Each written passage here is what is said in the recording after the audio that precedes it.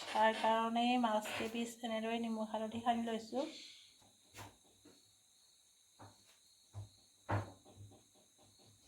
তাৰ কাৰণে লৈছোঁ এনে বিলাহী 5টা লৈছোঁ, পিঁয়াজ দুটা আৰু শুকান জলকীয়া দুটা লৈ লৈছোঁ। এইখিনিতে সৰু সৰুকৈ কাটি ল'ম। এনেদৰে বিলাহীকেইটা সৰু সৰুকৈ কাটি লৈছোঁ আৰু পিঁয়াজ দুটা সৰু সৰুকৈ কাটি লৈছোঁ।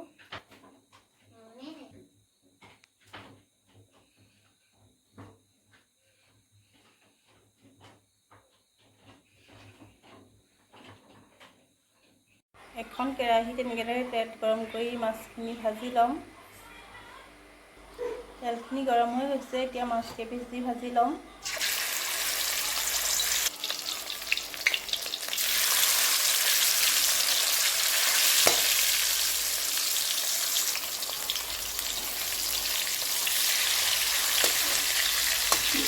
এনেদৰে এবাৰ লুটিয়াই দিব।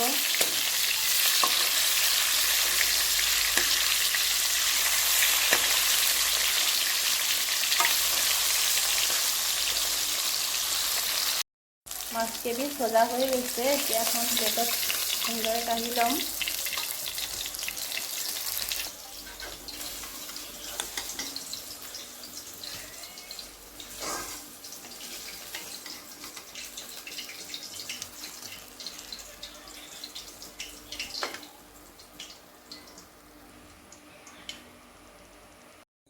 গৰম হৈ থকা তেলখিনিতে 5 ফোৰণ কেইটামান দি লৈছোঁ, লগতে কাটি লোৱা পিঁয়াজখিনি দি লৈছোঁ আৰু 2টা শুকান জলকীয়া দি লৈছোঁ।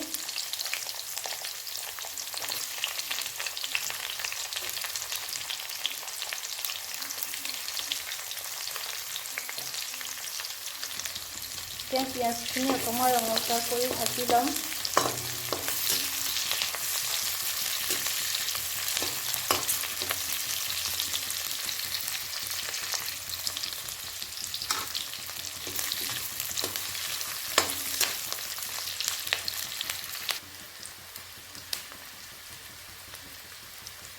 পিঁয়াজখিনি অকণমান ৰঙচুৱা হৈ ভাজি লৈছোঁ।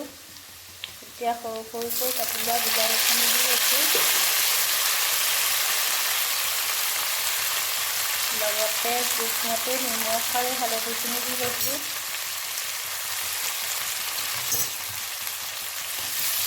এনেদৰে লৰাই 5 মিনিটমান সময় ভাজি ল'ম, বিলাহীখিনি গলি যোৱালৈকে।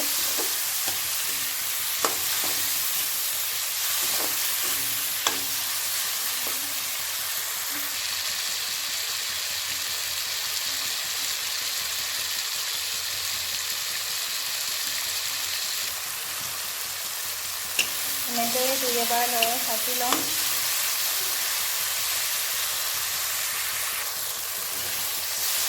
এয়া দেখিছে বিলাহীখিনি গলিব ধৰিছে।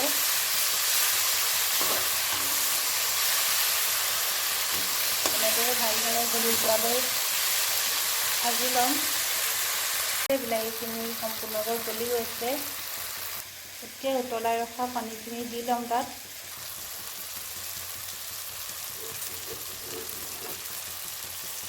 এনেদৰে পানীখিনি দি লৈছোঁ, জোখমতে পানীখিনি দি লৈছোঁ, যিমানটো জোখত লাগে।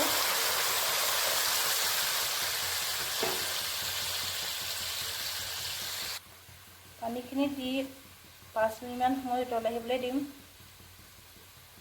এয়া দেখিছে ধুনীয়াকৈ উতল আহিছে। এনেদৰে উতল অহাত মাছখিনি দি ল'ম। মাছখিনি দিও 10 মিনিটমান সময় উতলিবলৈ দিম।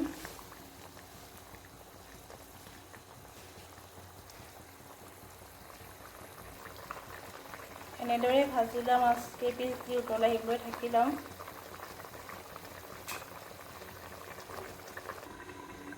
এনেদৰে ঢাকি লৈছোঁ। এনেদৰে 10-15 মিনিট সময় উতলাৰ পিছত আঞ্জাখিনি হৈ গৈছে। এতিয়া নমাই ল'ম এটা বাটিত।